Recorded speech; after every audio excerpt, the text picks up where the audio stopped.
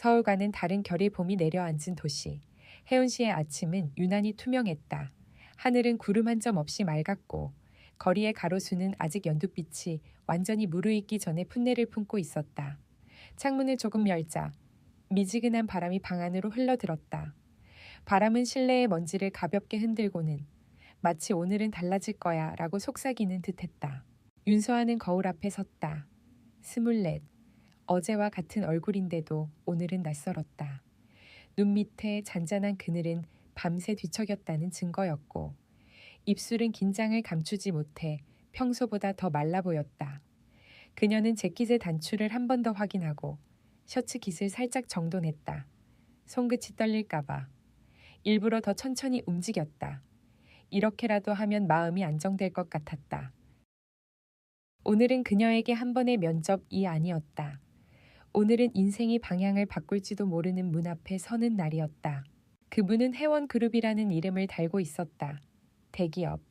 언론에서 늘 견고하다는 말로 수식되는 곳. 누구나 들어가고 싶어 하고. 들어가면 인생이 달라질 거라는 말이 자연스럽게 따라붙는 곳. 윤서아도 다르지 않았다. 그녀는 스스로의 노력으로 여기까지 왔다고 믿었지만 동시에 마음 한구석에서는 누군가에게 증명하고 싶은 감정이 들끓었다. 나는 제대로 살아온 거야. 그 말을 누구에게 하는지도 모른 채 그녀는 숨을 삼켰다. 그리고 그때 목에 걸린 자수정 펜던트가 피부에 닿아 차갑게 빛을 남겼다. 윤서아는 무의식적으로 그 펜던트를 쥐었다. 손바닥에 닿는 매끄러운 표면, 끝부분의 미세한 흠집, 체인이 움직일 때마다 나는 아주 작은 금속 소리. 그것들은 그녀가 어릴 때부터 알고 있던 감각이었다. 마치 오래된 기억의 문 손잡이처럼 그 목걸이는 그녀의 양어머니, 박명자가 남겨준 유일한 물건이었다. 양어머니는 생전에 늘 말했다. 서하야, 이건 네가 세상에 오면서부터 함께 있던 거야. 네가 힘들 때 잡으면 마음이 조금은 나아질 거야. 박명자는 윤서에게 많은 것을 알려주지 않았다. 아니, 알면서도 말하지 않았는지도 모른다. 서하가 아주 어릴 때부터 내 친부모는 누구야? 라고 물으면 박명자는 잠시 입술을 다물고는 눈을 내리깔았다. 그리고 늘 비슷한 말로 답했다. 그건 나중에 네가 조금 더 크면. 그 나중에는 오지 않았다. 박명자는 병을 얻어 서하가 성인이 되기 전 세상을 떠났고 윤서아는 마침내 묻고 싶었던 질문을 묻지 못한 채 남겨졌다. 그래서 오늘 아침 거울 앞에서 그녀는 목걸이를 쥐며 조용히 중얼거렸다. 오늘도 지켜봐줘요, 엄마. 말을 하고 나니 가슴속이 잠깐 따뜻해졌다가 이내 서늘해졌다.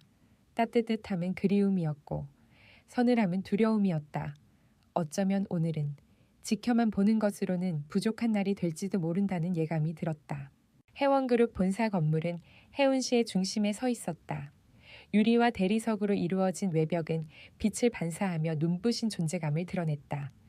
건물 앞 광장에는 분수대가 있었고 물줄기가 솟구칠 때마다 햇빛이 부서져 작은 무지개가 잠깐씩 나타났다 사라졌다. 윤서아는 광장을 가로지르며 발걸음을 조절했다. 너무 빠르면 초조해 보일 것 같고 너무 느리면 자신감이 없어 보일 것 같았다. 그녀는 스스로의 숨을 세며 사람들의 시선을 의식하지 않으려 애썼다. 하지만 로비에 들어서는 순간 그 결심은 흔들렸다. 로비는 생각보다 더 넓고 더 조용했다.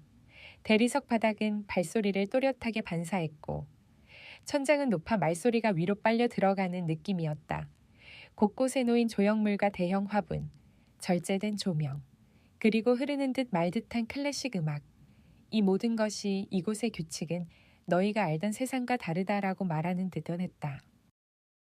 윤서아는 가슴이 두근거리는 것을 억누르며 안내 데스크로 다가갔다. 이름을 말하자 깔끔한 정장을 입은 직원이 태블릿을 확인했다. 윤서아 씨 맞으시죠? 네. 직원이 고개를 끄덕이고는 정중하게 미소 지었다. 이쪽으로 오세요. 오늘 면접은 조금 특별합니다. 특별이요. 직원은 잠깐 말을 고르는 듯 하더니 낮은 목소리로 덧붙였다. 명예회장님께서 직접 면접을 보시기로 하셨어요. 그 말이 귀에 닿는 순간 윤서하의 머릿속이 잠깐 하얘졌다. 명예회장, 회원그룹의 상징 같은 인물. 경영 일선에서는 한 발 물러났지만 아직도 그룹 내부에서 그의 이름은 무게를 갖는다고 들었다. 강태준 명예회장, 경영자라기보다 시대로 불리는 사람.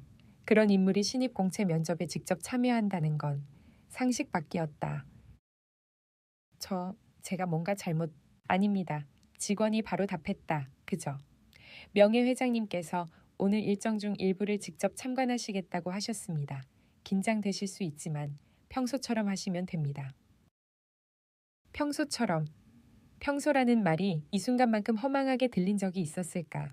윤서아는 엘리베이터 안에서 손가락을 꼼지락거렸다. 목걸이가 다시 피부에 닿아 차가운 느낌을 전했다. 그녀는 펜던트를 살짝 쥐었다. 자신도 모르게 그 힘이 세졌다. 마치 그 작은 돌 안에 괜찮다는 말이 들어있기라도 한 것처럼. 회장실 앞 복도는 로비보다 더 조용했다. 벽에는 그룹의 역사와 주요 사업 성과가 사진과 글로 정리되어 있었다. 윤서하는 일부러 시선을 옆으로 돌려 벽의 내용을 읽는 척했다. 사실은 눈을 어디에 두어야 할지 몰라서였다. 곧 문이 열렸다. 들어오세요. 안내를 받은 순간 윤서하의 발걸음이 무겁게 느껴졌다. 회장실은 넓었고 햇빛이 큰 창을 통해 들어와 바닥을 은은하게 밝혔다. 책상은 거대했지만 과장되지 않았다. 공간을 채우는 것은 물건의 양이 아니라 사람의 기운이었다. 책상 뒤에 앉아있는 남자. 강태준 명예회장은 생각보다 더 날카로운 인상을 가지고 있었다. 나이는 60 중반쯤으로 보였다. 하지만 그의 눈빛은 젊은 사람보다 더 단단했고 한 번 시선이 닿으면 피할 수 없을 것 같은 느낌이 있었다. 그는 윤서하를 잠깐 위아래로 훑어보더니 천천히 고개를 끄덕였다. 윤서하 씨. 네, 명예회장님. 앉으세요. 윤서하는 조심스럽게 의자에 앉았다. 의자는 부드러웠지만 그 부드러움이 오히려 긴장을 더했다. 그녀는 등을 곧게 세우고 손을 무릎 위에 올렸다. 손바닥이 조금 축축해져 있었다. 면접은 예상 가능한 흐름으로 시작됐다. 학력, 전공, 대외 활동, 인턴 경험, 그녀가 왜 이 회사에 지원했는지, 어떤 직무를 원하고 어떤 역량이 있는지, 윤서아는 준비한 답변을 최대한 자연스럽게 꺼내려 했다. 말이 빠르지 않게, 목소리가 흔들리지 않게, 눈을 피하지 않게. 강태준은 질문을 던지고 답을 듣고 가끔 짧게 고개를 끄덕였다. 그의 표정은 크게 변하지 않았다. 하지만 윤서아는 이상하게도 그가 자신을 단순히 면접자로만 보고 있지 않다는 느낌을 받았다. 단정할 순 없었다. 다만 회장실 공기가 묘하게 조여오는 것 같았다. 그러다 그 순간이 왔다. 강태준의 시선이 윤서아의 목에 멈췄다. 정확히는 펜던트에 그의 눈동자가 아주 미세하게 흔들렸다. 윤서아는 그 변화를 놓치지 않았다. 그가 숨을 들이쉬는 소리가 마치 방 안의 모든 소리가 사라진 뒤에 들리는 것처럼 또렷했다. 그 목걸이, 그의 목소리는 방금 전보다 낮았고 조금 떨렸다. 윤서아는 당황해서 목걸이를 가볍게 손으로 감쌌다. 아, 이건 제가 어릴 때부터 가지고 있던 겁니다. 양어머니가. 어디서 구했습니까? 질문은 짧고 직선적이었다. 면접 질문의 형식이 아니었다. 윤서아는 입술을 열었다가 다시 닫았다. 정확히는 몰라요. 어렸을 때부터 있었고 양어머니가 제게 남겨주신. 강태준은 의자에서 천천히 일어나더니 책상 앞으로 한 발 다가왔다. 그가 움직이자 윤서아는 무의식적으로 몸이 굳었다. 그의 눈에는 믿을 수 없다는 감정이 어른거렸다. 윤서아 씨, 그가 조심스럽게 말했다. 생일이 언제죠? 윤서아는 더 혼란스러워졌다. 이건 면접이 아니라 다른 무언가였다. 하지만 그녀는 대답했다. 이런 질문에 대답하지 않을 이유는 없었다. 1999년 5월 15일입니다. 그 순간 강태준의 얼굴이 확연히 굳었다. 그는 마치 무언가를 붙잡고 있던 손을 놓아버린 사람처럼 힘이 빠진 듯 보였다. 그리고 아주 천천히 의자에 다시 앉았다. 그의 눈가가 젖어들었다. 믿기 힘든 변화였다. 방금 전까지 단단했던 사람이 한순간에 무너지는 듯 했다. 윤서하는 자신이 뭘 잘못 말했는지조차 알 수 없었다. 그저 심장이 더 크게 뛰기 시작했다. 목걸이가 갑자기 더 무겁게 느껴졌다. 강태준이 떨리는 손으로 책상 서랍을 열었다. 서랍 안에서 오래된 사진 한 장을 꺼내더니 윤서에게 내밀었다. 이 사진을 보세요. 윤서하는 사진을 받았다. 손끝이 얼어붙은 것 같았다. 사진 속에는 어린 소녀가 있었다. 3살쯤 되어 보였다. 아이는 환하게 웃고 있었고 목에는 윤서아가 지금 하고 있는 것과 똑같은 자수정 목걸이가 걸려 있었다. 펜던트의 작은 흠집 위치까지 이상할 만큼 닮아 있었다. 윤서아의 숨이 멈췄다. 이 아이는 강태준이 말했다. 내 딸입니다. 21해 전에 사라진 아이. 윤서아는 사진과 목걸이를 번갈아 보았다. 머릿속에서 무언가가 깨지는 소리가 들리는 것 같았다. 그녀는 웃지도 울지도 못한 채 입술만 떨었다. 무슨 말씀이세요? 강태준은 잠깐 눈을 감았다가 다시 뜨며 조심스럽게 말했다. 윤서아 씨가 내 딸일지도 모릅니다. 방 안의 공기가 갑자기 무겁게 가라앉았다. 윤서아는 그 말의 무게에 짓눌리는 느낌이었다. 이런 말을 누군가에게서 들을 거라고 상상해 본 적이 없었다.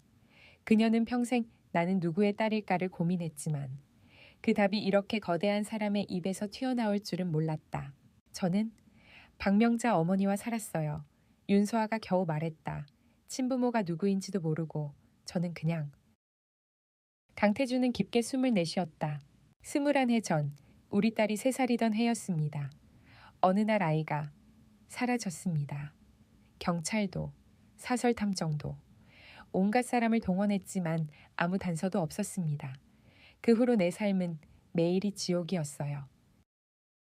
윤서하는 입술을 깨물었다. 가슴이 아팠다. 자신이 겪어온 공허함과 이 남자가 겪어온 상실이 어딘가에서 맞닿는 느낌이 들었다. 하지만 동시에 너무 무서웠다. 만약 이게 사실이라면 그녀의 인생은 지금까지의 모든 정의를 다시 써야 했다. 강태준이 조심스럽게 말을 이었다. 확신이 필요합니다. 그는 윤서아를 똑바로 보았다. 윤서아 씨, 우리 유전자 검사를 할 수 있을까요? 윤서아는 대답하지 못했다. 예라고 하면 그녀의 삶이 뒤집힐 것이고 아니오라고 하면 그녀는 평생 이 질문에서 도망치는 사람이 될 것이다. 그녀는 목걸이를 쥐었다. 차가운 자수정이 손바닥에 닿았다. 그리고 이상하게도 그 차가움이 그녀를 현실로 붙잡아 주는 것 같았다. 윤서아는 천천히 고개를 끄덕였다. 네, 그녀의 목소리는 떨렸지만 분명했다. 저도 알고 싶어요. 강태준은 마치 오래 참아온 숨을 내쉬듯 길게 숨을 뱉었다. 그의 눈빛에는 슬픔과 희망이 뒤섞여 있었다. 윤서아는 그 눈빛을 보며 깨달았다. 이 순간부터 자신은 더 이상 단순한 면접자가 아니라는 것을. 면접은 이미 끝나 있었다. 하지만 윤서아의 인생에서 진짜 면접은 지금부터 시작이었다. 회장실 문을 나서는 순간 복도의 공기가 달라 보였다. 아까 보았던 그룹의 역사 사진들이 낯설게 느껴졌다. 그녀는 자신이 이곳에 지원한 이유를 다시 떠올렸다. 안정, 성장, 성공. 하지만 이제 그 모든 단어는 의미가 바뀌었다. 그녀의 발걸음은 회장실에서 멀어질수록 더 무겁고 더 불안해졌다. 엘리베이터 버튼을 누르는데 손끝이 떨렸다. 문이 닫히자. 윤서아는 거울처럼 반사되는 금속 벽에 비친 자신의 얼굴을 보았다. 아침에 보던 얼굴과 같았지만 표정은 달라져 있었다. 내가 누구라고. 그녀는 속으로 중얼거렸다. 하지만 답은 없었다. 그날 밤 윤서하는 작은 원룸으로 돌아왔다. 불을 켜도 방은 여전히 좁고 조용했다. 컵라면과 물, 책상 위에 쌓인 취업 준비 자료들. 며칠 전까지만 해도 이 방은 그녀의 현실이었다. 그런데 이제는 이 모든 것이 한 발짝 뒤로 밀려난 느낌이었다. 강태준이 말한 유전자 검사 결과는 며칠 뒤에 나온다는 말을 떠올리자 시간의 속도가 이상하게 느려졌다. 하루가 아니라 몇 년처럼 길어질 것만 같았다. 윤서아는 휴대전화를 쥐었다. 그리고 오래 망설이다가 저장된 번호를 눌렀다. 박명자 어머니의 집은 이제 비어 있지만 그녀가 생전에 쓰던 번호는 아직 남아 있었다. 그 번호로 누군가가 받을 리 없다는 걸 알면서도 윤서아는 전화 버튼을 눌렀다. 신호음이 몇 번 울리고 끊겼다. 그제야 그녀는 방향을 바꿨다. 박명자의 오래된 지인을 통해 얻어둔 박명자가 마지막으로 자주 연락하던 사람의 번호, 윤서아는 그 번호를 천천히 눌렀다. 신호음이 길게 울렸다. 그리고 마침내 전화가 연결되었다. 여보세요. 낯선 듯 익숙한 목소리, 윤서아는 숨을 삼켰다. 이제 더는 돌아갈 길이 없다는 것을 알았다. 저 윤서하예요. 그녀가 말했다. 제가 제 출생에 대해 뭔가 들을 수 있을까요? 수화기 너머에서 잠깐 침묵이 흘렀다. 그 침묵은 누군가 오래 숨겨온 문을 열기 직전의 숨소리처럼 무거웠다. 그리고 조용히 한숨이 들려왔다. 서하야, 그 목소리가 떨렸다. 그 이야기를 너에게 해야 할 날이 올 줄 알았어. 윤서하는 목걸이를 더 세게 쥐었다. 자수정이 차갑게 빛났다. 그 빛은 마치 말하는 듯했다. 이제 시작이야. 전화기 너머의 침묵은 길었다. 윤서하는 아무 말도 하지 못한 채 숨만 고르고 있었다. 수화기에서 들려오는 미세한 잡음, 그리고 상대방의 숨소리가 섞여 묘한 긴장을 만들었다. 마치 누군가 오래 잠가 두었던 문을 천천히 열려다 다시 손잡이를 붙드는 순간 같았다. 서아야, 박명자의 지인. 최정임의 목소리는 낮고 떨렸다. 그 이야기는 말로 꺼내기 참 어려운 일이야. 윤서아는 침대 가장자리에 앉아 허리를 곧게 세웠다. 마음이 흔들릴수록 몸이라도 단단히 붙잡고 싶었다. 저도 알아요. 그녀는 최대한 차분하게 말했다. 그래도 알아야 해요. 오늘 어떤 분을 만났어요. 잠시 망설이다가 윤서아는 회원그룹에서 있었던 일을 간단히 전했다. 명예회장, 목걸이, 생일, 그리고 유전자 검사 제안까지 말을 이어갈수록 가슴이 조여왔지만 멈추지 않았다. 말을 멈추는 순간 현실이 다시 흐릿해질 것 같았기 때문이다. 이야기를 듣는 동안 최정임은 아무 말도 하지 않았다. 다만 아주 미세하게 숨을 들이마시는 소리만이 수화기 너머로 전해졌다. 윤서아는 그 소리가 어떤 결심의 전조처럼 느껴졌다. 그렇다면 최정임이 마침내 입을 열었다. 네가 묻는 이유를 이제는 이해할 수 있겠구나. 윤서아는 손에 쥔 목걸이를 내려다보았다. 자수정의 표면이 방 안의 형광등 불빛을 받아 희미하게 반사했다. 어머니는 그녀가 조심스럽게 물었다. 제가 어디서 왔는지 알고 계셨나요? 전화기 너머에서 한숨이 길게 흘러나왔다. 명자 언니는 모든 걸 다 말해주진 않았어. 최정임이 말했다. 하지만 네가 우리 집에 처음 왔을 때의 상황은 나도 잊을 수가 없어. 윤서하의 심장이 빠르게 뛰기 시작했다. 어떤 상황이었는데요. 비 오는 밤이었어. 최정임의 목소리는 과거로 가라앉았다. 아주 조용한 동네였는데 갑자기 초인종이 울렸지. 문을 열었더니 한 남자가 아이를 안고 서 있었어. 그 아이가 너였고. 윤서아는 숨을 들이켰다. 자신이 상상해왔던 수많은 처음의 장면 중 그 어떤 것과도 닮지 않은 이야기였다. 그 남자는 뭐라고 했나요? 버려진 아이라고 했어. 최정임은 잠시 말을 멈췄다가 덧붙였다. 그런데 이상했지. 내 옷은 깨끗했고 얼굴도 굶은 아이 같지 않았거든. 그리고 무엇보다 목걸이요. 윤서아가 먼저 말을 이었다. 최정임은 조용히 그래라고 답했다. 그 남자는 이름도 제대로 말하지 않았어. 서둘러야 한다는 말만 반복했고 명자 언니는 그날 네 손을 잡는 순간 이미 마음을 정한 것 같았어. 윤서아는 눈을 감았다. 박명자의 얼굴이 떠올랐다. 늘 말수가 적고 대신 행동으로 사랑을 보여주던 사람. 어쩌면 그녀는 그날 밤 아이 하나를 받아들이는 동시에 평생 짊어질 비밀까지 함께 품었는지도 몰랐다. 그 남자의 얼굴은 기억나세요. 최정임은 잠시 침묵했다. 선명하진 않아. 그녀가 말했다. 하지만 키가 크고 눈매가 날카로웠어. 무언가를 늘 경계하는 사람처럼 보였지. 명자 언니도 그 점을 수상하게 여겼어. 윤서하는 고개를 끄덕였다. 비록 상대방은 볼 수 없었지만 그 반응은 자연스럽게 나왔다. 그녀의 머릿속에서 퍼즐 조각들이 어설프게 맞춰지고 있었다. 그 남자는 다시 나타난 적 있나요? 있어. 최정임의 대답은 짧았다. 몇 달 뒤에 한 번 더. 윤서하의 손에 힘이 들어갔다. 그때는 큰 돈을 들고 왔어. 네가 잘 자라고 있는지 확인하겠다고 하면서 언니에게 돈을 주려고 했지. 하지만 명자 언니는 받지 않았어. 왜요? 그때 언니가 나한테 이렇게 말했어. 최정임의 목소리가 낮아졌다. 이건 단순한 입양이 아니야. 이 아이는 누군가에게서 숨겨지고 있어. 윤서하는 심장이 덜컥 내려앉는 느낌을 받았다. 자신이 살아온 21년이 누군가의 숨김 위에 놓여 있었다는 생각이 그녀를 서늘하게 만들었다. 서아야, 최정임이 조심스럽게 말했다. 네가 정말 그 명예회장의 딸이라면 이 일은 쉽게 끝나지 않을 거야. 알아요. 윤서하는 낮게 답했다. 그래도 이제는 피하고 싶지 않아요. 전화를 끊고 나자 방 안은 다시 고요해졌다.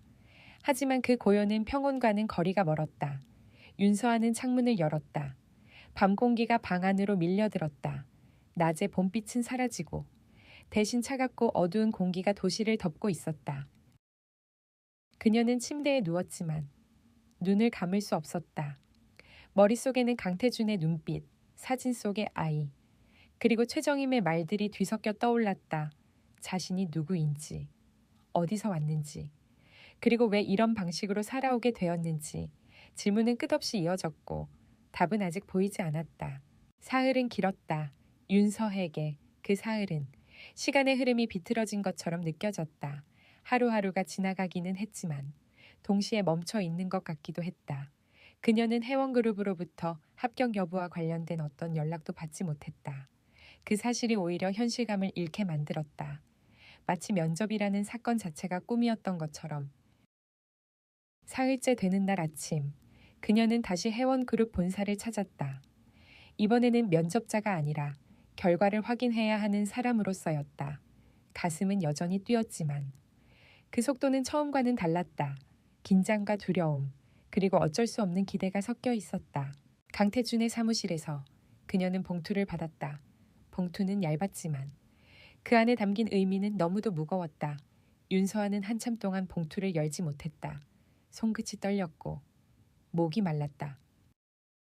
천천히 하셔도 됩니다. 강태준이 말했다. 그의 목소리는 낮고 조심스러웠다. 윤서아는 결국 봉투를 열었다. 종이를 꺼내 눈으로 훑는 데에는 몇 초밖에 걸리지 않았다. 결과는 명확했다. 복잡한 수치와 전문 용어들 사이에서 가장 중요한 문장은 단 하나였다. 친자 관계가 성립됨. 순간 윤서아는 숨을 쉬는 법을 잊었다. 세상이 멀어지는 느낌이 들었다. 귀에서 웅웅거리는 소리가 났고 손에 쥔 종이가 미세하게 흔들렸다. 서하야, 강태준이 그녀의 이름을 불렀다. 그녀는 그제야 고개를 들었다. 눈앞의 남자가. 이제는 단순한 명예회장이 아니었다. 그는 자신의 피를 나눈 사람, 그리고 자신이 잃어버린 시간을 품고 있는 사람이었다. 아버지, 윤서하의 입에서 그 말이 흘러나왔을 때 그녀 스스로도 놀랐다. 강태준의 얼굴이 일그러졌다. 그는 자리에서 일어나 망설임 없이 윤서아를 끌어안았다. 그의 품은 생각보다 따뜻했고 동시에 무거웠다. 수십 년의 후회와 그리움이 그 온기에 스며 있는 것 같아졌다. 이제 다시는 너를 잃지 않겠다. 그가 말했다. 어떤 일이 있어도. 윤서하는 그의 품 안에서 울었다. 아이처럼 숨을 고르지 못한 채 울었다. 21년 동안 쌓여온 공허와 외로움이 그 울음 속에 섞여 흘러나왔다. 하지만 그 순간 누군가가 문 밖에서 그들을 지켜보고 있었다. 강태준의 전 부인이자 윤서아의 생모인 한설인이었다. 그녀는 복도 끝에서 조용히 서 있었다. 얼굴에는 복잡한 감정이 얽혀 있었다. 질투, 후회, 두려움, 그리고 아직 말하지 못한 진실. 그녀는 손을 꽉 쥐었다. 손바닥에 손톱 자국이 남을 만큼. 이대로는 안 돼. 한설인의 눈빛이 차갑게 변했다. 21년 전 그녀가 저질렀던 선택이 다시 떠올랐다. 그 선택은 단순한 실수가 아니었다. 그리고 그 대가는 아직 끝나지 않았다. 한편 윤서하를 키운 박명자의 집은 조용했다. 그곳에서 서하를 지켜보던 또 다른 시선이 있었다. 그녀는 불안한 마음으로 전화를 쥐고 있었다.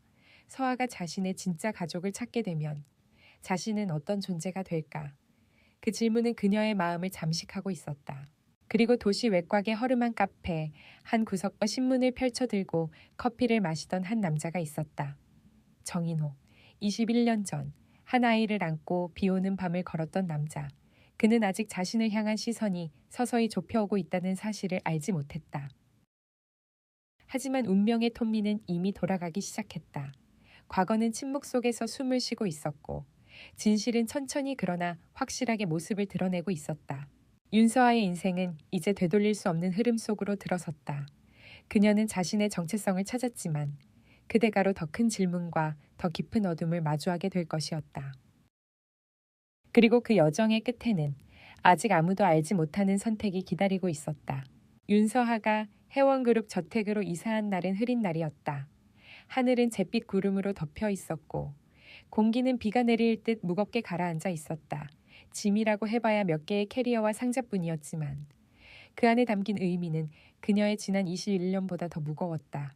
낡은 옷, 책, 노트, 그리고 박명자의 사진 몇 장. 그 모든 것이 이제는 이 거대한 저택 안에서 어딘가 어색한 존재가 되었다. 저택은 넓고 조용했다. 복도는 길었고 발소리는 바닥에 닿아 낮게 울렸다. 벽에는 오래된 그림과 사진들이 걸려 있었고 창문 너머로는 잘 가꿔진 정원이 보였다. 이곳은 분명히 부족함이라는 단어와는 거리가 먼 공간이었다. 하지만 윤서아는 그 풍요로움 속에서 오히려 숨이 막히는 느낌을 받았다. 불편한 건 없니? 강태준이 그녀를 바라보며 물었다. 그는 여전히 조심스러웠다. 딸을 찾았다는 기쁨과 너무 늦게 찾았다는 죄책감이 그의 말과 행동에 묻어 있었다. 아니요, 윤서아는 고개를 저었다. 조금 낯설어서요. 그럴 수 있지. 강태준은 미소를 지으려 했지만 완전히 성공하진 못했다. 시간이 필요할 거야. 이곳도. 나도. 윤서하는 그 말에 고개를 끄덕였다. 그녀는 아직 아버지라는 호칭을 자연스럽게 쓰지 못했다. 그 단어는 너무 많은 의미를 품고 있었고 쉽게 입에 담기엔 조심스러웠다. 그날 저녁 두 사람은 넓은 식탁에 마주 앉아 식사를 했다. 음식은 정갈했고 맛도 훌륭했지만 윤서아는 몇 번이나 젓가락을 내려놓았다. 배가 고프지 않았다. 아니, 배보다 마음이 먼저 차 있었다. 서아야, 강태준이 조심스럽게 말을 꺼냈다. 앞으로 네가 하고 싶은 게 있으면 뭐든 말해도 된다. 회사 일도, 공부도. 윤서아는 잠시 생각했다. 지금은 그냥 알고 싶어요. 그녀가 말했다. 왜 이런 일이 벌어졌는지, 왜 저는 박명자 어머니와 살아야 했는지. 강태준의 표정이 어두워졌다. 그는 잠시 말을 잇지 못했다. 그 부분은 그가 천천히 입을 열었다. 나도 아직 다 알지 못한다. 하지만 반드시 밝혀낼 거다. 네가 원한다면. 원해요. 윤서하는 망설임 없이 답했다. 이제는 피하지 않을 거예요. 강태준은 그 눈빛을 보고 알았다. 눈앞의 딸은 더 이상 보호만 받아야 할 아이가 아니었다. 진실을 마주할 준비를 한 사람의 어른이었다. 다음 날 윤서아는 박명자의 집을 찾았다. 정확히 말하면 박명자가 살던 집이 있던 동네였다. 집은 이미 다른 사람에게 넘어갔고 내부를 볼 수는 없었다. 하지만 그녀는 그 앞에 서는 것만으로도 충분했다. 오래된 담벼락, 좁은 골목, 그리고 그 골목 끝에 있던 작은 슈퍼. 모든 것이 그녀의 기억 속에 선명하게 남아 있었다. 그녀는 담벼락에 손을 얹었다. 차가운 감촉이 전해졌다. 어머니, 윤서아는 속삭였다. 저 잘하고 있죠. 대답은 없었다. 하지만 이상하게도 그 침묵이 그녀를 조금은 안심시켰다. 박명자는 늘 말없이 곁에 있는 사람이었으니까. 그때 휴대전화가 울렸다. 강태준이었다. 서아야, 지금 어디니? 어머니 집 근처요. 잠시 정적이 흘렀다. 알겠다. 그가 말했다. 조심하고. 돌아오면 이야기하자. 전화를 끄는 윤서하는 골목을 벗어났다. 그런데 몇 걸음 가지 않아 누군가의 시선을 느꼈다. 뒤를 돌아보았지만 평범한 거리 풍경뿐이었다. 사람 몇 명이 오가고 차가 지나갈 뿐. 그녀는 고개를 저으며 다시 발걸음을 옮겼다. 하지만 가슴 한켠에 불안이 남았다. 같은 시각, 한설이는 병원에서 나왔다. 그녀는 얼마 전부터 지속적인 두통과 불면에 시달리고 있었다. 의사는 스트레스를 원인으로 지목했지만 그녀는 알고 있었다. 이건 단순한 스트레스가 아니었다. 21년 동안 눌러두었던 기억이 이제는 더 이상 버티지 못하고 떠오르려 하고 있었다. 그녀는 차에 올라타며 전화를 걸었다. 정인호 씨. 그녀의 목소리는 차갑게 가라앉아 있었다. 상황이 바뀌었어요. 전화기 너머에서 낮은 남자의 목소리가 들렸다. 무슨 말입니까? 그 아이가 돌아왔어요. 한설이는 이를 악물었다. 그리고 강태준도 모든 걸 알아버렸어요. 짧은 침묵이 흘렀다. 그럼 정인호가 말을 흐렸다. 그래요. 한설인이 말했다. 당신도 위험해졌다는 뜻이에요. 전화를 끊고 나서 한설이는 창밖을 바라보았다. 거리는 평온해 보였지만 그녀의 마음속에서는 이미 폭풍이 몰아치고 있었다. 그녀는 자신이 저지른 선택을 후회하고 있었다. 하지만 동시에 그 선택이 드러나는 것이 두려웠다. 며칠 후 강태준은 사설조사팀을 고용했다. 그는 더 이상 기다릴 수 없었다. 윤서아의 과거를 파헤치는 일이 단순한 가족사 이상의 문제가 되었다는 것을 직감하고 있었다. 그 남자를 찾아야 합니다. 그가 조사팀장에게 말했다. 21년 전 아이를 데리고 사라진 남자 정인호라는 이름으로 추정됩니다. 조사팀장은 고개를 끄덕였다. 시간이 조금 걸릴 수 있습니다. 그가 말했다. 하지만 흔적은 남기 마련이죠. 윤서아는 그 대화를 조용히 듣고 있었다. 그녀의 손은 무릎 위에서 꼭 쥐어져 있었다. 저도 같이 알고 싶어요. 그녀가 말했다. 결과를 숨기지 말아주세요. 강태준은 잠시 그녀를 바라보다가 천천히 고개를 끄덕였다. 그래, 그가 말했다. 함께 보자. 그날 밤 윤서아는 쉽게 잠들지 못했다. 침대에 누워 눈을 감아도 머릿속에는 수많은 장면들이 스쳐 지나갔다. 비 오는 밤, 아이를 안고 선 남자, 돈을 내밀던 손, 그리고 강태준의 품에서 느꼈던 온기, 모든 것이 서로 얽혀 있었다. 그녀는 자리에서 일어나 창가로 갔다. 창밖으로는 저택의 정원이 보였다. 조명이 켜진 정원은 아름다웠지만 그 빛이 어딘가 차갑게 느껴졌다. 그때 휴대전화가 다시 울렸다. 이번에는 낯선 번호였다. 여보세요. 잠시 정적이 흐른 뒤 낮은 남자의 목소리가 들렸다. 윤서아 씨 맞습니까? 그녀의 심장이 빠르게 뛰기 시작했다. 누구세요? 지금은 이름을 밝히기 어렵습니다. 남자가 말했다. 다만 당신의 과거에 대해 달고 있는 사람이라고만 해두죠. 윤서아는 숨을 삼켰다. 무슨 말씀이시죠? 당신이 찾고 있는 진실이 생각보다 위험할 수 있다는 걸 경고하려고 전화했습니다. 왜요? 그녀의 목소리가 떨렸다. 왜 저한테 이런 전화를? 그만두는 게 좋을 겁니다. 남자가 말했다. 당신을 위해서도, 다른 사람을 위해서도. 전화는 그 말과 함께 끊겼다. 윤서아는 한동안 그 자리에 서 있었다. 휴대전화를 내려다보며 방금 들은 말이 현실인지 아닌지조차 분간하기 어려웠다. 하지만 한 가지는 분명했다.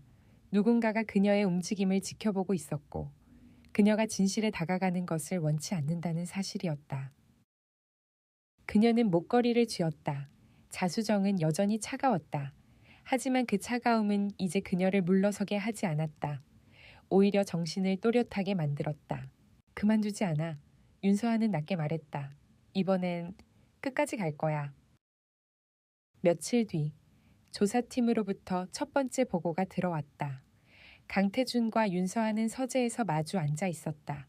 조사팀장은 서류를 내려놓으며 말했다. 정인호 씨로 추정되는 인물의 최근 행적을 일부 확인했습니다. 그는 말을 이었다. 현재는 도시 외곽에서 생활하고 있는 것으로 보입니다. 직업은 일정하지 않고 주로 현금 거래를 사용하고 있습니다. 윤서아의 가슴이 쿵 내려앉았다. 그를 만날 수 있을까요? 그녀가 물었다. 조사팀장은 잠시 강태준을 바라보았다. 강태준은 깊은 숨을 내쉰 뒤 말했다. 가능하다. 그는 윤서하를 향해 시선을 돌렸다. 하지만 그 전에 한 가지는 명확히 해야 한다. 이 과정은 위험할 수 있다. 알아요. 윤서하는 고개를 들었다. 그래도 제가 가야 할 길이에요. 강태준은 그녀의 눈을 오래 바라보다가 마침내 고개를 끄덕였다. 그의 표정에는 걱정과 결의가 동시에 담겨 있었다. 그날 밤 도시 외곽의 허름한 아파트에서 정인호는 가방을 싸고 있었다. 그는 이유를 정확히 설명할 수 없었지만 강한 불안감을 느끼고 있었다. 21년 동안 숨겨온 과거가 이제는 자신을 놓아주지 않을 것 같았다. 창밖에서 자동차 소리가 들렸다. 그는 순간 몸을 굳혔다. 이수엄아. 정인호는 숨을 죽인 채 문 쪽을 바라보았다. 그의 심장은 귀에 들릴 만큼 크게 뛰고 있었다. 그와 동시에 윤서하의 삶은 또 다른 경계선 위에 서 있었다. 진실은 점점 가까워지고 있었고 그 진실을 둘러싼 그림자는 점점 더 짙어지고 있었다. 그녀는 아직 알지 못했다. 이 선택이 누군가의 죽음으로 이어질지도 모른다는 것을. 도시 외곽의 밤은 낮보다 더 시끄러웠다. 낮에는 드문드문 지나가던 차량들이 밤이 되자 한꺼번에 쏟아져 나온 듯했고 낡은 아파트 단지 사이로는 이름 모를 소음들이 뒤엉켜 흘러다녔다. 정인호는 창문 틈으로 스며드는 헤드라이트 불빛을 바라보며 숨을 삼켰다. 가방은 이미 반쯤 채워져 있었지만 손은 자꾸 멈췄다. 옷을 접다가도 서류를 넣다가도 다시 꺼내 바닥에 내려놓았다. 그는 이유 없는 불안이라고 스스로를 설득하려 했다. 아무 일도 없어. 낮은 목소리로 혼잣말을 했다. 지금까지 잘 숨었잖아. 하지만 그의 심장은 말을 듣지 않았다. 귓가에서 맥박 소리가 요란하게 울렸다. 21년 동안 애써 묻어두었던 장면들이 머릿속에서 하나둘 떠올랐다. 비 오는 밤, 아이의 천, 낯선 여자의 눈빛, 그리고 돌아서며 느꼈던 묘한 후회. 그는 그 기억들을 밀어내듯 가방의 지퍼를 거칠게 닫았다. 그 순간 현관문 너머에서 발소리가 멈췄다. 정인호는 얼어붙었다. 발소리는 한 사람이었다. 서두르지도 망설이지도 않는 걸음. 오래 망설인 끝에 선택한 것처럼 단단한 걸음이었다. 초인종은 울리지 않았다. 대신 문손잡이가 아주 천천히 돌아갔다. 철컥. 정인호는 뒷걸음질 쳤다. 도망칠 곳은 없었다. 창문은 너무 높았고 복도는 이미 막혀 있는 것 같아졌다. 문이 열리자 검은 코트를 입은 남자가 모습을 드러냈다. 그의 얼굴은 무표정했고 눈빛은 차가웠다. 정인호 씨, 남자가 말했다. 잠깐 이야기 좀 하시죠. 정인호는 입술을 달싹였지만 소리가 나오지 않았다. 그는 직감했다. 이 만남은 협상으로 끝나지 않을 거라는 것을. 같은 시각 해원그룹 저택의 서재에서는 조용한 긴장이 흐르고 있었다. 윤서하는 책상 맞은편에 앉아 조사팀장이 내민 자료를 바라보고 있었다. 사진 몇 장과 이동 경로, 그리고 짧은 메모들, 그 모든 것이 한 사람의 삶을 요약하고 있었다. 정인호로 추정되는 인물입니다. 조사팀장이 말했다. 최근 몇 년간 주소를 자주 옮겼고 일정한 직업 없이 생활해 왔습니다. 지인 관계도 거의 없습니다. 윤서하는 사진 속 남자를 오래 바라보았다. 선명하지 않은 화질 속에서도 그의 눈매는 어딘가 익숙한 느낌을 주었다. 물론 실제로 본 적은 없었다. 하지만 최정임이 말했던 날카로운 눈매라는 표현이 떠올랐다. 그를 만날 수 있을까요? 그녀가 다시 물었다. 강태준은 깊게 숨을 들이쉬었다. 내일로 약속을 잡아보자. 그가 말했다. 조사팀이 접촉을 시도하고 있다. 윤서하는 고개를 끄덕였지만 마음 한편에서는 설명할 수 없는 불안이 자라나고 있었다. 누군가가 계속해서 경고하고 있었다. 전화, 시선, 그리고 이 불안한 예감. 마치 시간에 쫓기고 있는 느낌이었다. 그때 서재문이 급하게 열렸다. 강태준의 비서. 이수연이 얼굴이 굳은 채 들어왔다. 회장님, 그녀가 말했다. 조사팀에서 연락이 왔습니다. 강태준과 윤서아의 시선이 동시에 그녀에게 향했다. 정인호 씨가. 이수연은 잠시 말을 멈췄다. 사망했습니다. 공기가 순간적으로 얼어붙었다. 뭐라고 강태준이 자리에서 일어났다. 조금 전 도시 외곽에서 발견됐다고 합니다. 이수연의 목소리는 차분했지만 그 차분함이 오히려 상황의 심각함을 드러냈다. 총상을 입은 상태였다고 합니다. 윤서아는 귀가 멍해졌다. 단어들은 이해했지만 의미가 가슴에 닿지 않았다. 그녀는 의자에 앉은 채로 손을 꽉 쥐었다. 그럼 그녀가 겨우 말했다. 우리가 찾던 사람은 사라진 겁니다. 강태준이 낮게 말했다. 그의 표정은 분노와 좌절로 굳어 있었다. 경찰서는 밤에도 분주했다. 윤서아는 강태준과 함께 사건을 담당하는 형사를 만났다. 형사는 피곤한 얼굴로 서류를 넘기며 설명했다. 정인호 씨의 시신은 강변 근처에서 발견됐습니다. 그가 말했다. 근거리에서 발사된 총탄이었고 현장에는 다른 흔적이 거의 없습니다. 용의자는요? 강태준이 물었다. 아직 특정되지 않았습니다. 형사는 고개를 저었다. 다만 개인 소지품 중에 특이한 물건이 하나 있었습니다. 형사는 봉투를 하나 내밀었다. 윤서아는 그 봉투를 받아 열었다. 안에는 오래된 사진 한 장이 들어 있었다. 사진 속에는 어린 소녀가 있었다. 익숙한 얼굴, 익숙한 눈빛. 윤서아는 숨을 멈췄다. 저예요. 그녀의 목소리는 떨렸다. 어릴 때 제 사진이에요. 형사의 눈이 커졌다. 그렇다면 정인호 씨와 당신은 윤서아는 자신이 알고 있는 모든 것을 설명했다. 납치, 박명자, 그리고 최근의 조사까지. 형사는 깊은 생각에 잠긴 표정으로 고개를 끄덕였다.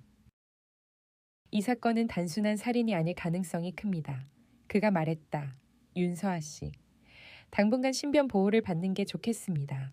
경찰서를 나서며 윤서아는 밤 공기를 들이마셨다. 차가운 공기가 폐 깊숙이 스며들었다. 그녀는 이제 분명히 느끼고 있었다. 자신의 과거를 파헤치는 일이 누군가에게는 제거해야 할 위협이 되고 있다는 것을. 저택으로 돌아온 뒤 윤서아는 강태준과 마주 앉았다. 두 사람 사이에는 긴 침묵이 흘렀다.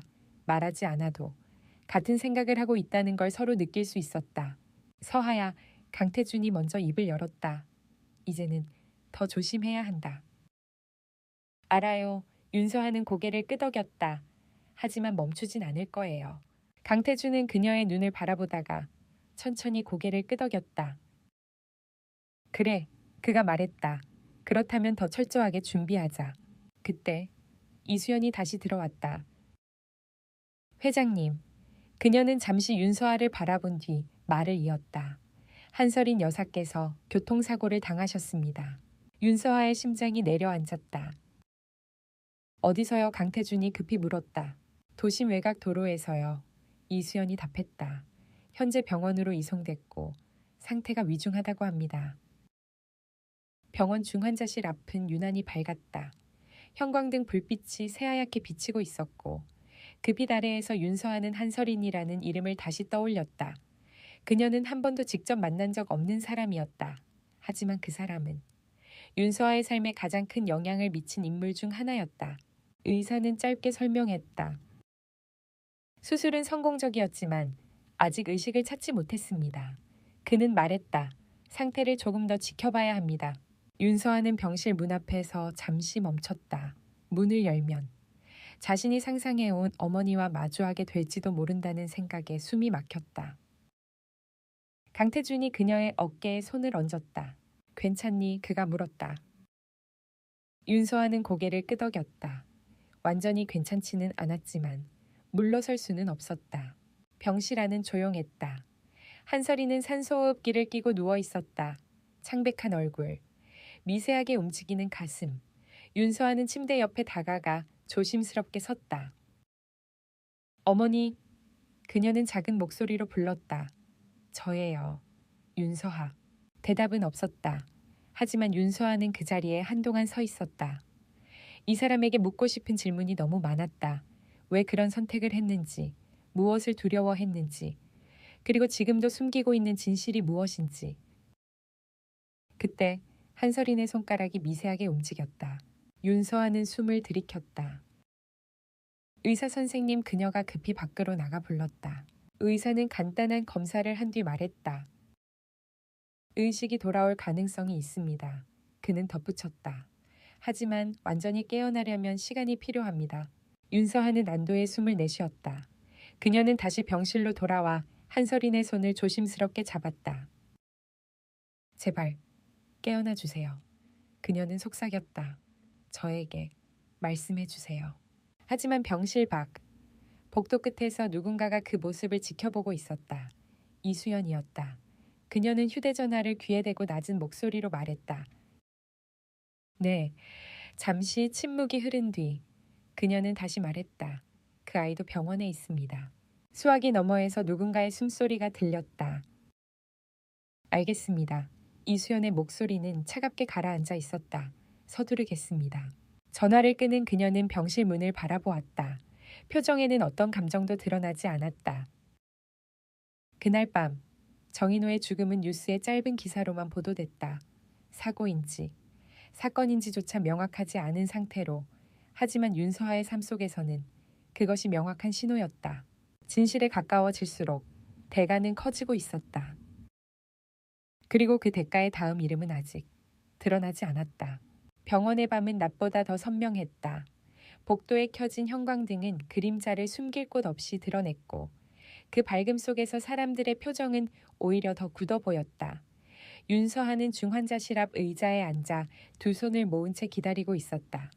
눈은 병실 문을 향해 있었지만 시선은 초점 없이 흔들리고 있었다. 정인호의 죽음, 한설인의 사고, 그리고 복도 끝에서 느꼈던 설명할 수 없는 시선. 모든 것이 하나의 선으로 이어지고 있다는 느낌이 그녀를 놓아주지 않았다. 강태주는 그녀의 옆에 앉아 있었다. 말은 없었지만 그의 존재는 분명했다. 손등 위로 드러난 핏줄이 긴장을 말해주고 있었다. 그는 수십 년간 수많은 위기를 겪어온 사람이었지만 지금의 상황은 그에게도 낯설었다. 이는 기업의 문제가 아니라 가족의 문제였고 동시에 누군가의 범죄가 얽힌 어둠이었다. 회장님, 낮은 목소리가 들렸다. 이수연이었다. 그녀는 조심스럽게 다가와 말했다. 의사 선생님께서 잠깐 보자고 하십니다. 강태주는 고개를 끄덕이며 자리에서 일어났다. 그가 몇 걸음 떨어진 뒤 윤서아는 홀로 남았다. 병실 문 너머에서 들려오는 기계음이 일정한 리듬으로 이어졌다. 그 소리는 살아있다는 증거이자 언제 끊어질지 모르는 선 같았다. 윤서아는 자리에서 일어나 병실 문 가까이 다가갔다. 유리 너머로 보이는 한설인의 얼굴은 여전히 창백했다. 그 얼굴을 바라보며 윤서아는 마음속으로 수없이 질문을 던졌다. 왜 나였을까? 왜 이런 방식이었을까? 그리고 왜 지금이었을까? 그때 한설인의 눈꺼풀이 미세하게 떨렸다. 윤서아는 숨을 멈췄다. 눈꺼풀은 한 번 더 떨리더니 아주 천천히 열렸다. 흐릿한 눈동자가 천장을 헤매다가 마침내 윤서아를 향했다. 서하. 한설인의 목소리는 바람에 스치는 낙엽처럼 약했다. 윤서아는 병실 안으로 들어갔다. 간호사가 말리려 했지만 그녀는 이미 한설인의 손을 잡고 있었다. 네, 윤서아는 떨리는 목소리로 답했다. 저예요. 한설인의 눈에 눈물이 맺혔다. 그녀는 잠시 숨을 고르더니 힘겹게 말을 이었다. 미안해. 그 한마디에 윤서아의 가슴이 쿵 내려앉았다. 왜? 윤서아가 말했다. 왜 그런 선택을 하셨어요? 한설이는 눈을 감았다가 다시 떴다. 그 짧은 순간 동안 그녀는 21년 전으로 돌아간 듯 보였다. 그때 나는 그녀의 목소리는 끊어질 듯 들려졌다. 모든 걸 잃고 있다고 느꼈어. 너의 아버지는 점점 멀어졌고 나는 그 사람의 세계에서 지워지고 있었지. 윤서아는 말없이 듣고 있었다. 그녀는 이해하려 애썼지만 동시에 이해할 수 없다는 감정도 분명히 느끼고 있었다. 그래서 한설인의 눈가에서 눈물이 흘러내렸다. 가장 어리석은 선택을 했어. 그 사람에게 상처를 주고 싶었어. 그가 가장 소중히 여기는 걸 빼앗고 싶었지. 윤서아는 손에 힘을 주었다. 정인회에게 부탁했어요. 그녀가 조심스럽게 물었다. 한설이는 천천히 고개를 끄덕였다. 하지만 그녀는 숨을 몰아쉬며 말했다. 나는 네가 불행해지길 원하지는 않았어. 좋은 집에서. 사랑받으며 자라길 바랐어. 그래서 박명자라는 사람을 선택하게 했지. 윤서아는 눈을 감았다. 박명자의 얼굴이 떠올랐다.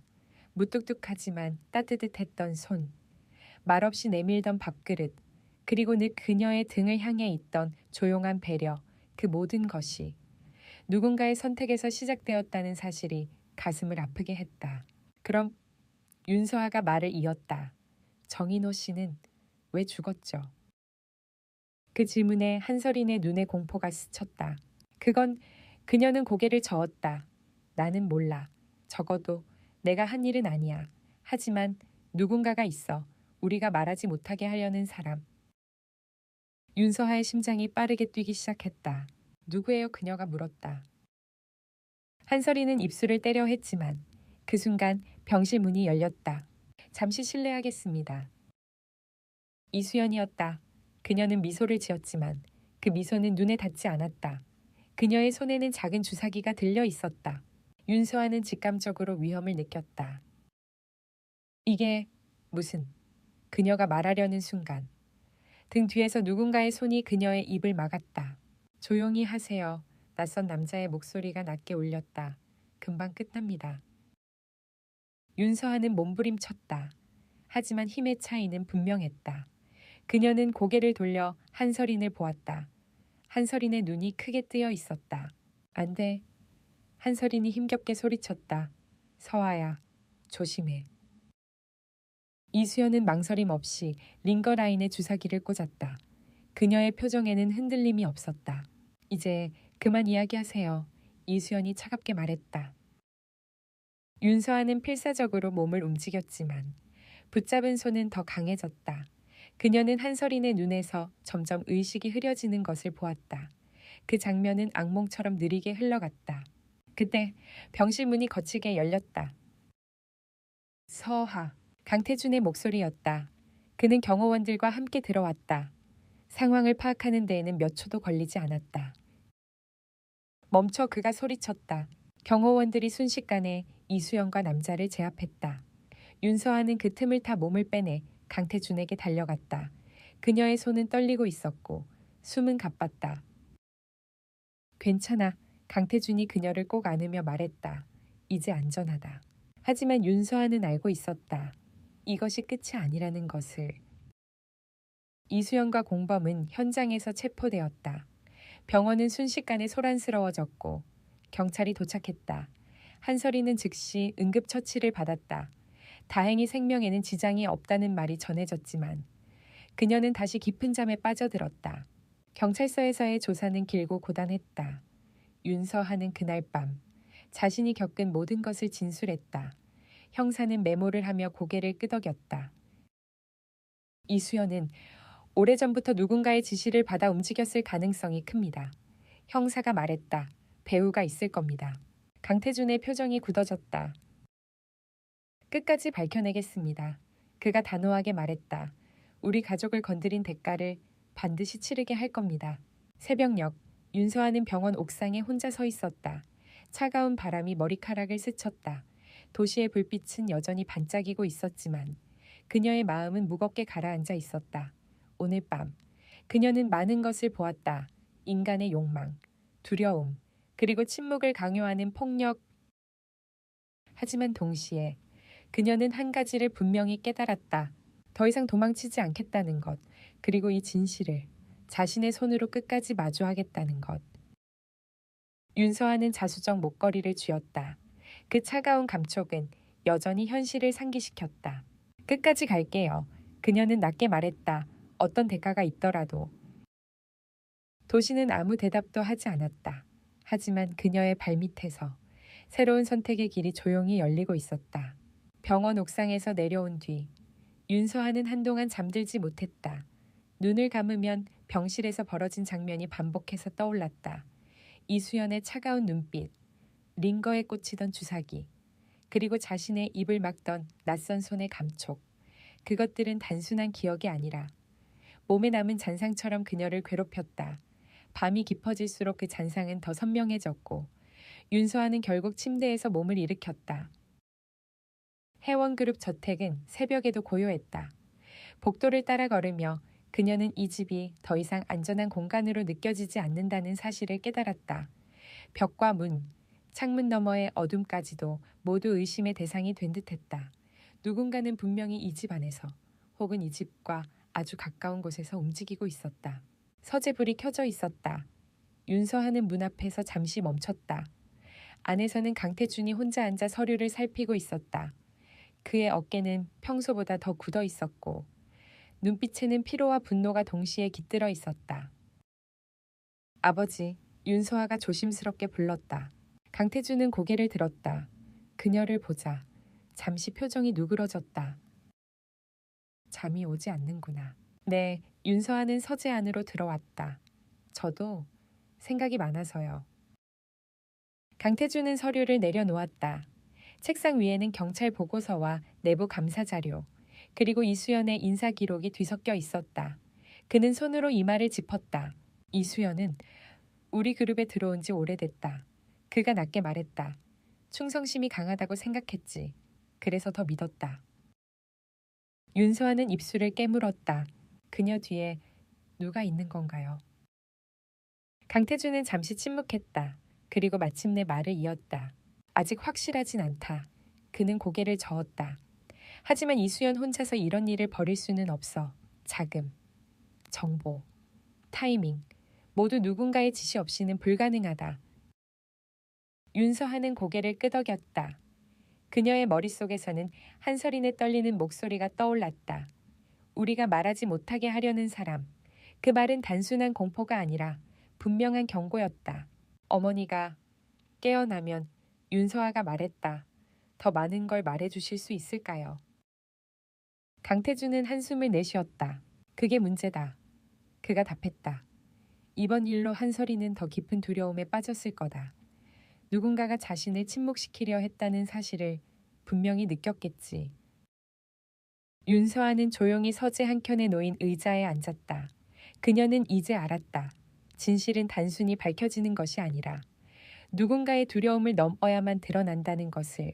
다음 날 아침, 경찰은 이수연에 대한 1차 조사 결과를 통보해 왔다. 윤서하와 강태준은 경찰서의 작은 회의실에 앉아 있었다. 형사는 서류를 넘기며 말했다. 이수연 씨는 혐의를 대부분 부인하고 있습니다. 그가 말했다. 다만 금전거래 내역에서 수상한 점이 발견됐습니다. 최근 몇 년간 출처가 불분명한 자금이 꾸준히 들어왔습니다. 어디서요? 강태준이 물었다. 형사는 고개를 저었다. 아직 추적 중입니다. 그는 말을 이었다. 하지만 이 돈의 흐름이 정인호 씨의 사망 전후와 묘하게 겹칩니다. 윤서아의 가슴이 쿵 내려앉았다. 그럼 그녀가 조심스럽게 말했다. 정인호 씨의 죽음도. 가능성이 큽니다. 형사가 답했다. 누군가가 과거를 정리하고 있는 듯합니다. 회의실을 나서며 윤서아는 복도에 잠시 멈춰섰다. 경찰서 특유의 냄새, 무표정한 사람들, 그리고 무거운 공기.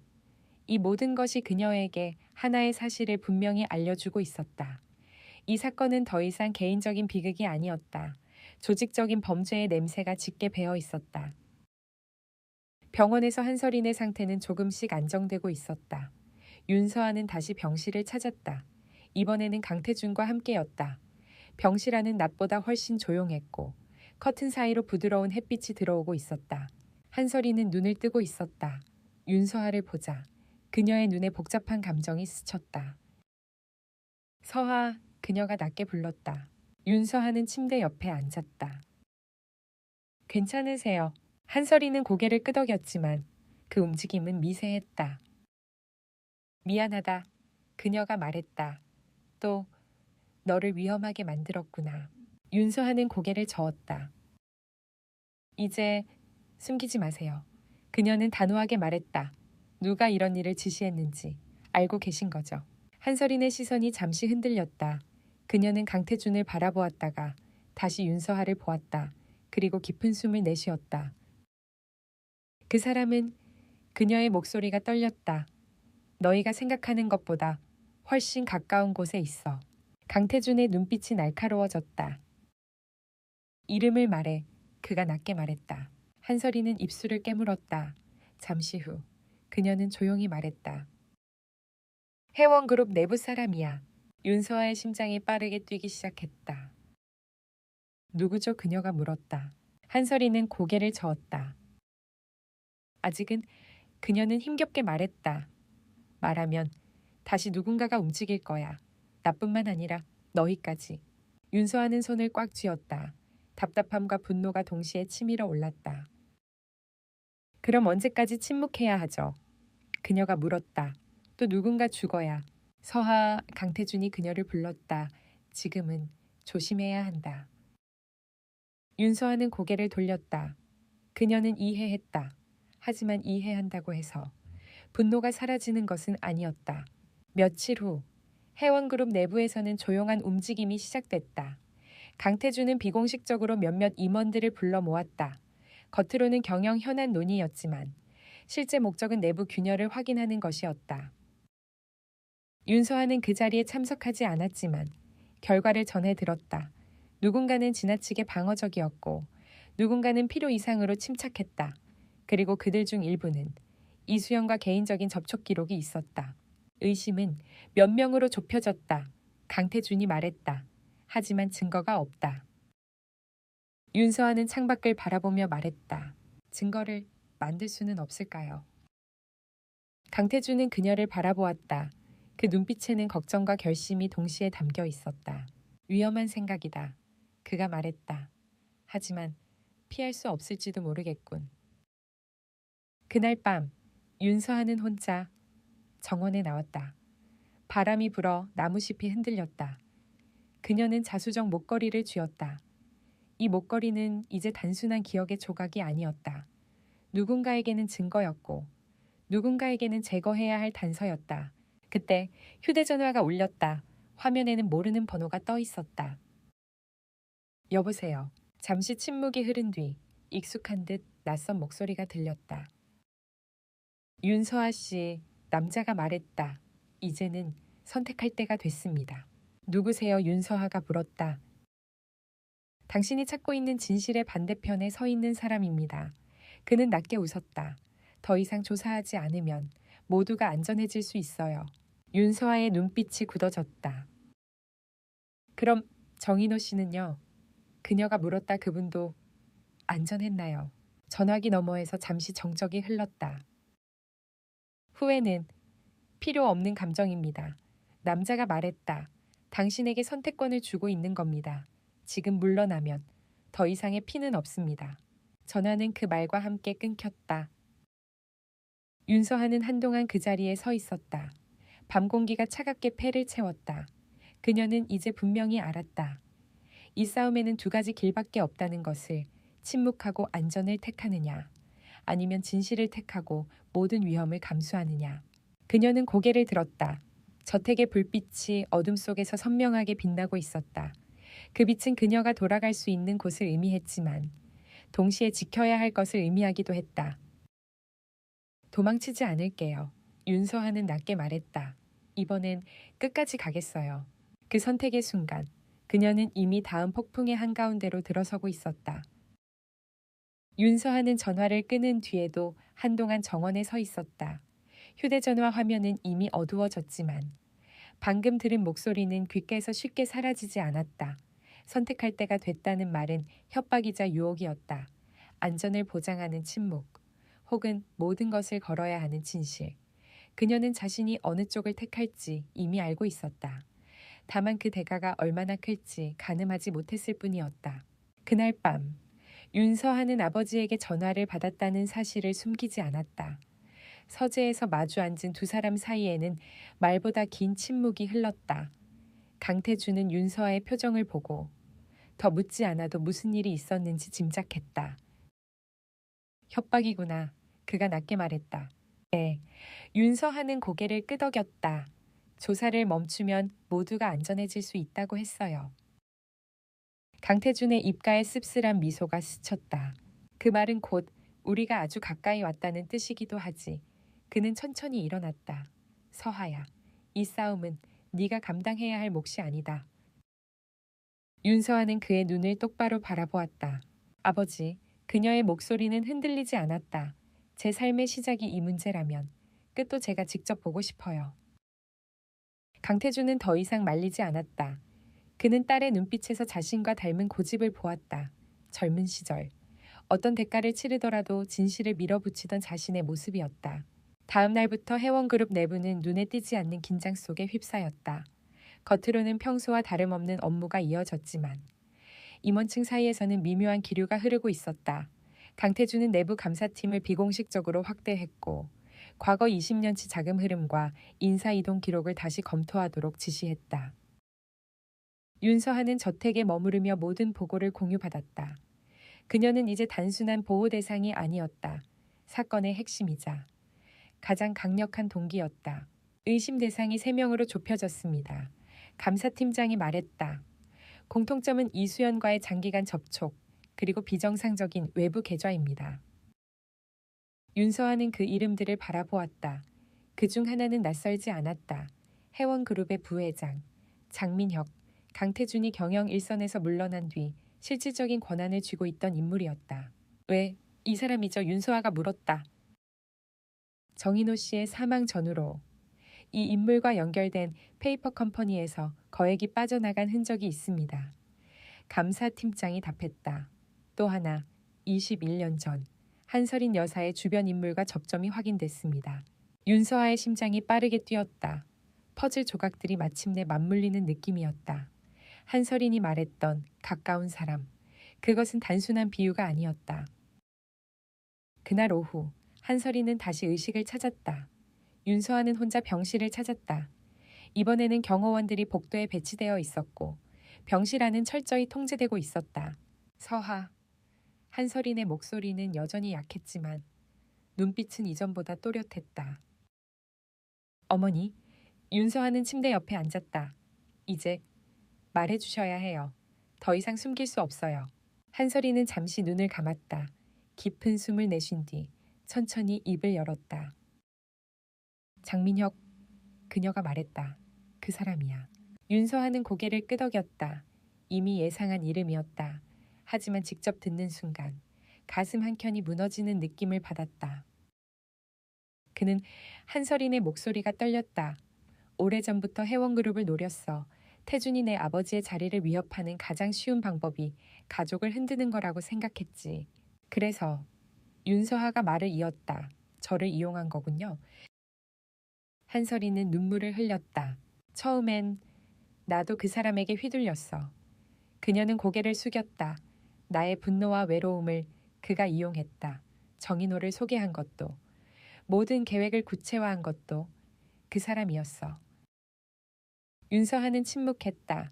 분노가 치밀었지만 동시에 깊은 허탈감이 밀려왔다.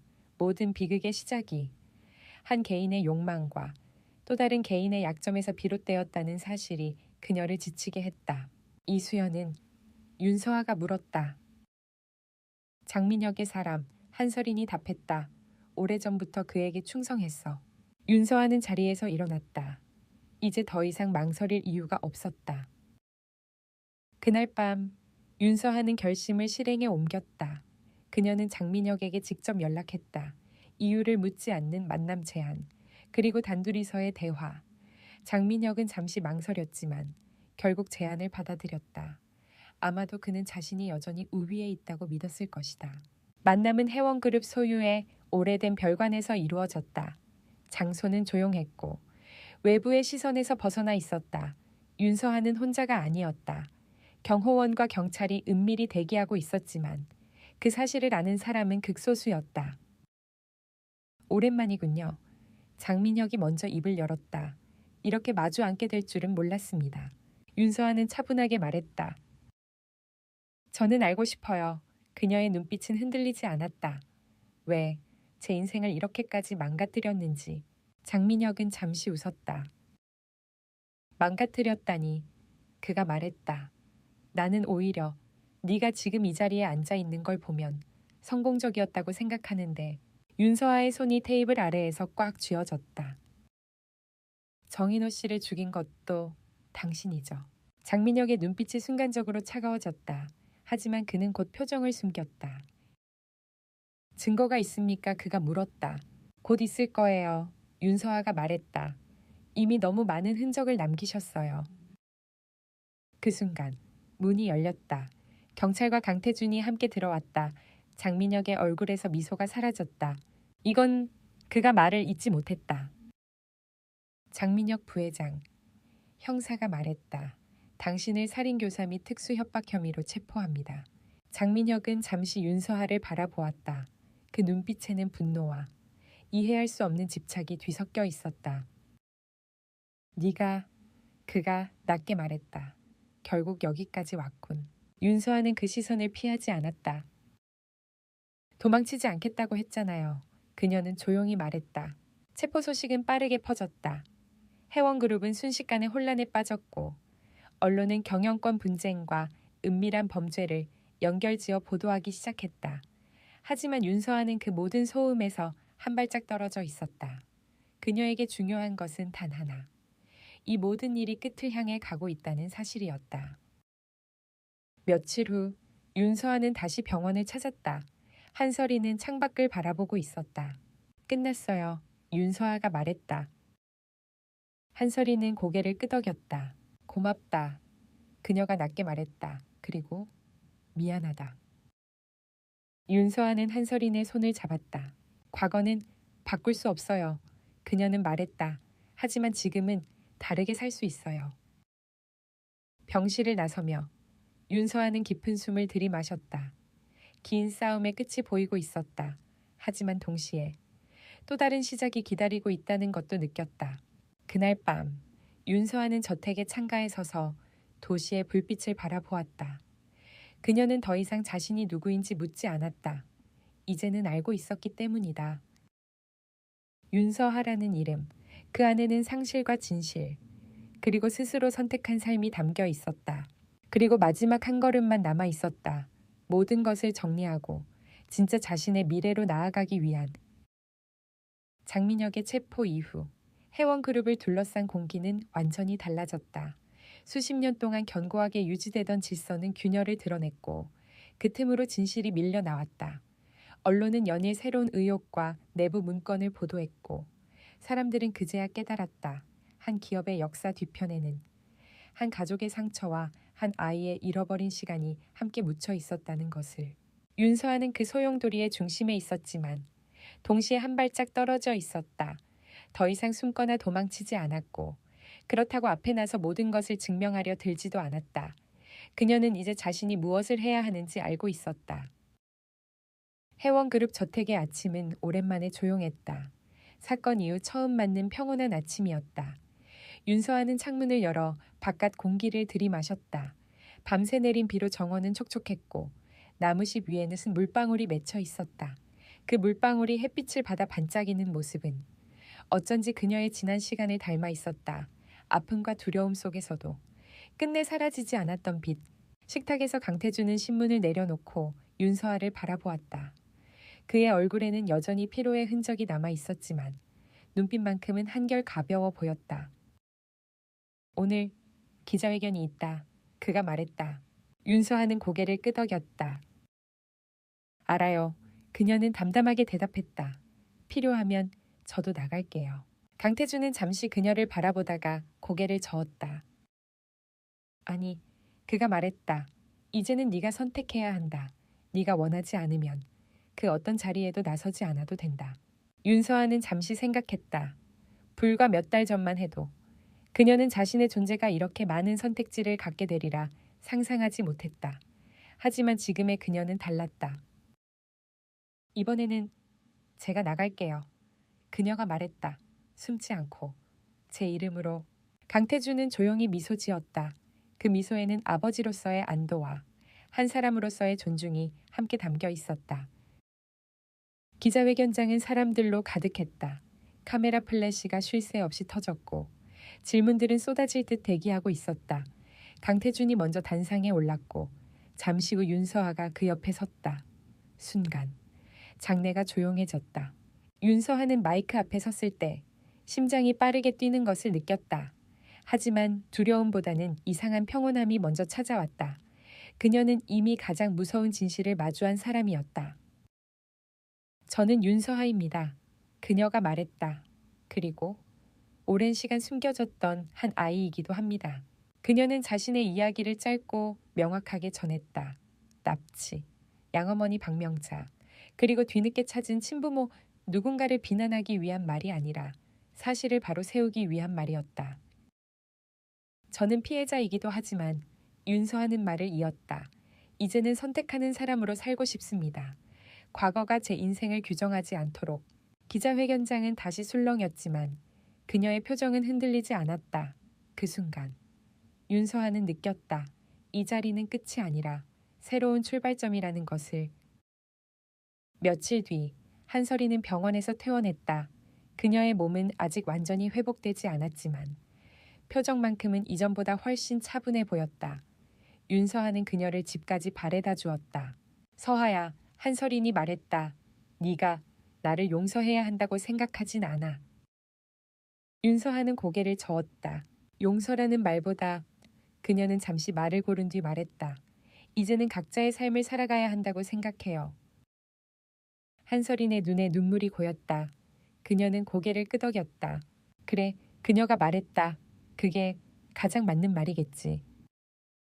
그날 윤서하는 박명자의 묘를 찾았다. 오랜만에 찾은 묘지는 조용했고 바람만이 풀잎을 스치고 있었다. 그녀는 꽃을 내려놓고 한동안 말없이 서 있었다. 어머니, 윤서하가 조용히 말했다. 제 길을 찾았어요.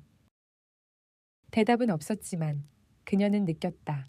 그 침묵이 더 이상 공허하지 않다는 것을. 박명자는 늘 말없이 지켜보는 사람이었고 지금도 어딘가에서 그럴 것이라고 믿고 싶었다. 해원그룹 내부는 빠르게 재정비되었다. 장민혁의 자리는 공백으로 남았고 그를 둘러싼 인물들 역시 하나둘 정리되었다. 강태준은 공식적으로 경영 일선에 복귀하지 않았다. 대신 새로운 이사진과 투명한 구조를 만드는 데 힘을 쏟았다. 윤서하는 회사에 들어오지 않았다. 그 선택은 많은 사람들을 놀라게 했지만 그녀에게는 자연스러운 결정이었다. 회사 말고도 제가 할 수 있는 일이 많아요. 그녀는 강태준에게 말했다. 그리고 그녀는 공부를 다시 시작했다. 아동보호와 사회복지, 그리고 법제도에 대해 배우기 시작했다. 과거의 자신처럼. 목소리를 내지 못한 아이들을 위해 무엇을 할 수 있을지 고민했다. 그것은 누군가가 강요한 사명이 아니라 그녀 스스로 선택한 길이었다. 어느 봄날 윤서하는 한강변을 걷고 있었다. 바람은 부드러웠고 강물은 햇빛을 받아 반짝이고 있었다. 그녀는 목에 걸린 자수정 목걸이를 손에 쥐었다. 이 목걸이는 여전히 과거의 상징이었다. 하지만 이제는 상처가 아니라 살아남았다는 증거였다. 그녀는 잠시 멈춰서서 강물을 바라보았다. 나는 윤서하다. 그녀가 속으로 말했다. 누군가의 딸이기 이전에, 누군가의 피해자이기 이전에 자신의 이름으로 선택하고 걸어가는 사람, 그것이 그녀가 도착한 결론이었다. 멀리서 아이들의 웃음소리가 들려왔다. 윤서하는 그 소리를 들으며 천천히 발걸음을 옮겼다. 앞으로의 길이 언제나 평탄할 거라고 믿지는 않았다. 하지만 이제는 알았다. 어떤 어둠이 와도 자신은 다시 빛을 찾을 수 있다는 것을. 그녀의 이야기는 끝났지만 삶은 계속되고 있었다. 그리고 그 삶의 주인공은 더 이상 과거에 묶인 아이가 아닌 자신의 이름으로 세상을 살아가는 윤서하였다.